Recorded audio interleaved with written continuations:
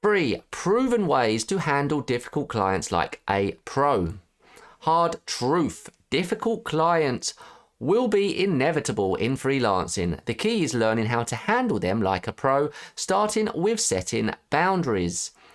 Action point number 1. Set clear boundaries from the start. In the beginning, I didn't set any proper boundaries, and one client kept changing the scope of the project and it quickly became unmanageable. So I quickly learned that day that it is crucial to have a contract in place and clear communication up front.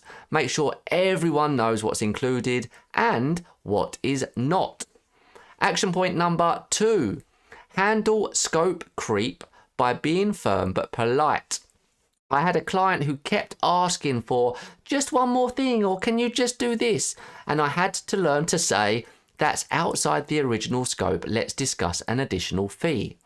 Once you become comfortable with this, you'll save yourself a lot of additional stress.